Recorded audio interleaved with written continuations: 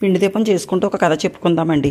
ఒక ఊరిలో మహారాజు పరిపాలిస్తున్నారు. ఆ ఊరిలో గంగాళమ్మ చాలా గయ్యాలితనంగా అందరి దగ్గర అబద్ధాలు ఆడేసుకుంటూ గయ్యాలుగా అందరినీ తిడుతూ అలాగా ఒక ఆవిడ బతుకుతుంది.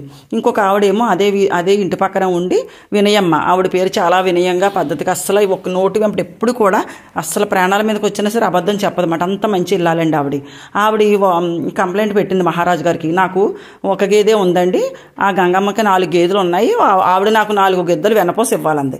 అప్పుడు గెద్దలు అనేవారు కదండి. అప్పుడు మహారాజు అడిగారంట, ఇదేంటి ఆవిడని అడిగితే అబద్ధం ఆడేసిందంట గంగాలమ్మ. నాకు 4 గేదెలు ఉన్నాయి, నేనెందుకు వినయమ్మ దగ్గర తీసుకుంటాను, దానికి ఒక గేదే ఉంది కదా అంటే, సర్లే రేపు రండి తీర్పు చెప్తానన్నారంట. మర్నాడు ఉదయం రావగానే బకెట్తో నీళ్ళు పెట్టించారంట. ఆ గంగాలమ్మ 4 గేదెలు ఉన్నప్పుడు ఏం చేసిందంటే బకెట్ నీళ్ళు వంపేసుకుందంట. వినయమ్మ ఒక గేదె ఉన్నప్పుడు చెంబుతో నీళ్ళు కడుక్కుందంట. అప్పుడు మహారాజు గారు అప్పుడు అన్నారంట, నువ్వు 4 గెద్దలు వెనపోసి ఆవిడకి ఇవ్వాల్సిందని తీర్పు చెప్పారంట. దీన్ని బట్టి ఏమర్థమవుతుందంటే అబద్ధాలు ఆడకూడదు అని అర్థమవుతుంది.